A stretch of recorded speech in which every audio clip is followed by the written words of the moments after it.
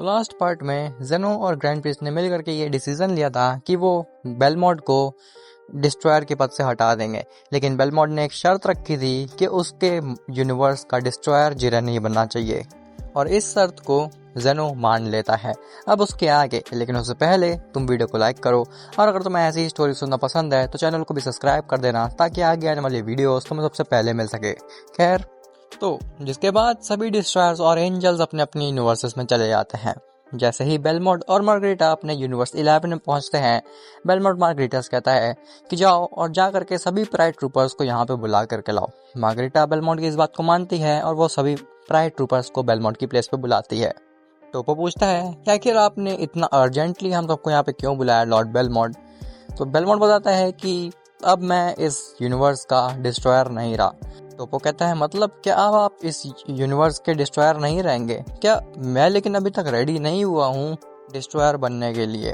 Belmont कहता है तुम उसकी चिंता बिल्कुल मत करो, डिस्ट्रॉयर तुम नहीं टोपो बल्कि जिरेन बन रहा है इस यूनिवर्स का। ये चीज सुन करके टोपो को काफी ज्यादा बुरा लगता है।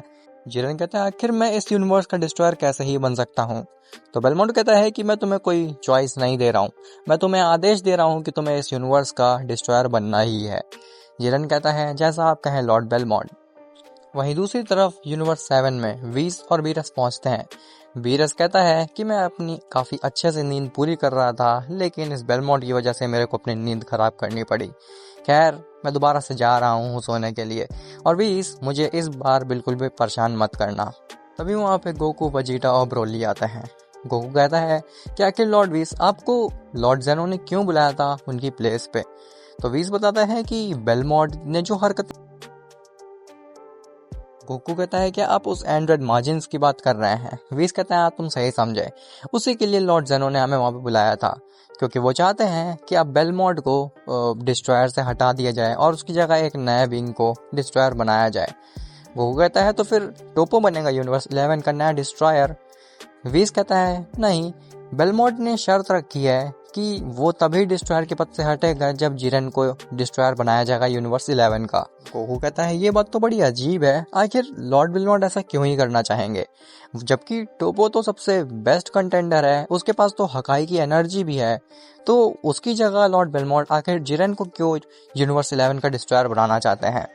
बीरस कहता है तुम लोग अपनी बातें कंटिन्यू करो, मैं जाता हूँ यहाँ से। ऐसा बोल करके बीरस वहाँ से चला जाता है। वेजिटा वीस से कहता है कि लॉर्ड वीस क्या आप हमें ये बता सकते हैं कि अगर जिरेन यूनिवर्स 11 का डिस्ट्रॉयर बन जाएगा तो लॉर्ड बेलमोंट के साथ क्या होगा। वीस कहता है जहाँ तक मैं जानता हूँ जब कोई नया डिस्ट्रॉयर अपॉइंट होता है किसी भी यूनिवर्स का, तो जो फॉर्मल डिस्ट्रॉयर होता है या फिर जो पुराना डिस्ट्रॉयर होता है उसे मरना पड़ता है। जब तक वो मरेगा नहीं तब तक नया डिस्ट्रॉयर अपॉइंट नहीं हो सकता किसी भी यूनिवर्स का। गोकू कहता है इसका मतलब है कि अगर जिरेन यूनिवर्स 11 का नया डिस्ट्रॉयर बनेगा तो फिर लॉर्ड बेलमोंट को मरना पड़ेगा। वीस कहता है हाँ ऐसा ही कुछ। वहीं दूसरी तरफ फ्रीजा एक प्लेनेट पे होता है जहाँ पे वो यही सोच रहा होता है कि आखिर चल क्या रहा है मल्टीवर्स में, और लॉर्ड जेनो ने जो उसको बात बताई क्या वो सच थी या फिर झूठ। तभी वो उसके सामने एक बीइंग आता है। वो बीइंग कहता है फ्रीजा से कि मैं यहाँ पे तुम्हारे लिए एक संदेशा लेकर के आया हूँ। फ्रीजा कहता है आखिर तुम हो कौन और आखिर तुम मेरे से चाहते क्या हो। तो वो बीइंग कहता है कि मैं जो भी हूँ वो तुम्हें जानने की बिल्कुल भी जरूरत नहीं है, लेकिन मैं यहाँ पे तुम्हारी मदद के लिए ही आया हूँ। फ्रीजा कहता है आखिर कैसी मदद। तो वो बीइंग कहता है कि उसके लिए तुम्हें मेरे ऊपर भरोसा करना होगा, क्योंकि मैं तुम्हें जानता हूँ तुम आसानी से किसी के ऊपर भरोसा नहीं करते, लेकिन अगर तुम मेरे ऊपर भरोसा करोगे तो मैं डेफिनेटली ये चीज़ कह सकता हूँ कि तुम बहुत ऊंचाइयाँ हासिल करोगे। फ्रीजा कहता है लेकिन मैं तुम्हारी बात मानूं कैसे। तो वो बीइंग फ्रीजा की सारी हिस्ट्री बता देता है, ये भी बता देता है कि फ्रीजा के पास कौन कौन सी फॉर्म है, इवन ये भी बता देता है कि फ्रीजा क्या सोच रहा है।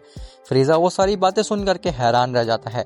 फ्रीजा को लगता है कि ये बीइंग डेफिनेटली कोई डेइटी है, और फ्रीजा को लगता है कि अगर वो इसकी बात नहीं मानेगा तो हो सकता है कि वो फ्रीजा को खत्म कर दे। फ्रीजा कहता है आखिर तुम्हारी कैसी बात है। तो बीइंग कहता है कि तुम घबराओ नहीं, मैं तुम्हें बिल्कुल भी नहीं मारूंगा, मैं बस तुम्हारी मदद करने आया हूँ, तुम बस मेरी बात सुनो। देखो अभी इस मल्टीवर्स में जितनी भी बातें हुई तुम्हें वो सब तो पता ही होगा। फ्रीजा कहता है हाँ मेरे को थोड़ी थोड़ी बातें पता है, लेकिन मेरे को बहुत ज़्यादा शक है कि ये सभी बातें झूठी हैं। तो वो बीइंग कहता है कि ये सारी बातें बिल्कुल ही सच हैं, जिसके बाद वो बीइंग एक एक करके सारी चीज़ें समझाने लगता है फ्रीजा को जो भी अभी तक इस मल्टीवर्स में हुई। फ्रीजा कहता है अब मुझे समझ में आ रहा है कि आखिर लॉर्ड जेनो मेरे से ये बात क्यों छुपा रहा है कि वो जैकेट अभी तक सुरक्षित है। लेकिन अगर तुम चाहते क्या हो, तो वो बीइंग कहता है कि तुम्हें बस जेनो के पास जाना है और उससे ये कहना है कि ये सारा जो प्लान था ये सभी सेलेस्टियल्स का रचा हुआ था और वही चाहते थे कि इसी मल्टीवर्स को किसी ना किसी तरीके से तबाह कर दिया जाए। फ्रीजा कहता है लेकिन लॉर्ड जेनो आखिर मेरी बात ही क्यों ही मानेंगे। वो बीइंग कहता है वो तुम्हारी बात को डेफिनेटली मानेगा क्योंकि उसे खुद भी सेलेस्टियल्स के ऊपर शक है। फ्रीजा कहता है लेकिन उसके आगे क्या। तो बीइंग कहता है कि तुम बस इतना करो, उसके बाद तुम्हारे सामने सारे रास्ते खुलते चले जाएंगे। ऐसा बोल करके वो बीइंग गायब हो जाता है। खैर फ्रीजा पहुंचता है सुप्रीम कायस के पास में और वो उनके पास पहुंच के कहता है कि मुझे लॉर्ड जेनो के पास जाना है। सुप्रीम काय कहते हैं कि आखिर तुम बार बार आकर के हमसे ये डिमांड नहीं कर सकते कि हम तुम्हें लॉर्ड जेनो के पास ले जाएंगे। फ्रीजा कहता है तो फिर ठीक है, मैं आप सभी को यहाँ पे खत्म कर देता हूँ। सुप्रीम काय को मजबूरी में आकर के फ्रीजा को उनके पास ले जाना पड़ता है। सुप्रीम काय फ्रीजा को लेकर के पहुंचते हैं जेनो की जगह पे, जहाँ पे वो देखते हैं कि ग्रैंड प्रीस्ट खड़ा हुआ है। ग्रैंड प्रीस्ट कहता है क्या आखिर तुम सबका यहाँ पे कैसे आना हुआ, लॉर्ड जेनो अभी आराम कर रहे हैं। तो फ्रीजा कहता है कि मुझे एक बहुत ज़्यादा ज़रूरी बात करनी है लॉर्ड जेनो से, सेलेस्टियल से रिलेटेड। ग्रैंड प्रीस्ट के पसीना आ जाता है और वो सोचता है कि आखिर सेलेस्टियल से रिलेटेड बात इसे कैसे पता चली। ग्रैंड प्रीस्ट कहता है सुप्रीम काय से कि तुम लोग यहाँ से जा सकते हो, फ्रीजा तुम अंदर चलो। इसके बाद फ्रीजा को लेकर के ग्रैंड प्रीस्ट जेनो के पास पहुंचता है। जेनो कहता है आखिर फ्रीजा तुम्हारा यहाँ पे दोबारा कैसे आना हुआ। अभी मैं कोई भी टूर्नामेंट कराने के मूड में बिल्कुल भी नहीं हूँ, तो अगर तुम किसी टूर्नामेंट या फिर फाइट के लिए यहाँ पे आए हो तो फिर वापस चले जाओ। फ्रीजा कहता है कि मेरे को आपसे बहुत ही ज़्यादा ज़रूरी बात करनी है लॉर्ड जेनो, सेलेस्टियल से रिलेटेड। जेनो कहता है सेलेस्टियल से रिलेटेड, आखिर सेलेस्टियल से रिलेटेड तुम कैसे ही बात कर सकते हो, तुम तो एक आम से मॉर्टल्स हो, तुम्हें उनके बारे में क्या ही पता होगा। तो फ्रीजा कहता है कि लॉर्ड जेनो ये जितनी भी चीज़ें अभी इस मल्टीवर्स में हुई थी वो सब सेलेस्टियल्स नहीं कराई थी। जेनो कहता है आखिर तुम्हारा मतलब क्या है। तो फ्रीजा कहता है कि सेलेस्टियल्स चाहते थे कि आपका मल्टीवर्स पूरी तरीके से इरेज कर दिया जाए, इसीलिए उन्होंने आपसे झूठ बोला कि ये ड्रिप जैकेट जो भी पहनता है वो उनसे सेलेस्टियल से भी ज़्यादा ताकतवर बना देती है, ताकि आप कोई गलत कदम उठा लो जिसकी वजह से आपका मल्टीवर्स इरेज हो जाए। लेकिन आपने ऐसा कोई भी गलत कदम नहीं उठाया जिसकी वजह से आपका मल्टीवर्स बच गया। जिसके बाद सेलेस्टियल्स ने वजीटा की भी मदद ली, अल्टरनेट वजीटा की भी मदद ली, लेकिन उनको शक हुआ कि अल्टरनेट वजीटा कहीं ओवर कॉन्फिडेंस में आ करके सेलेस्टियल्स की ये राज को लीक ना कर दे। इसीलिए सेलेस्टियल्स ने उस अल्टरनेट वजीटा को भी इरेज कर दिया।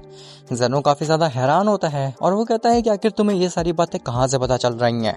अब इसके आगे आखिर फ्रीजा का प्लान क्या है, क्या वो बताएगा कि आखिर ये सारी बातें उसको किससे पता चल रही हैं, और आखिर वो बीइंग था कौन, और आखिर क्या जिरेन जब डिस्ट्रॉयर बनेगा यूनिवर्स 11 का तो बेलमोट को मरना पड़ेगा। ये सब तुम्हें पता चलेगा नेक्स्ट पार्ट में।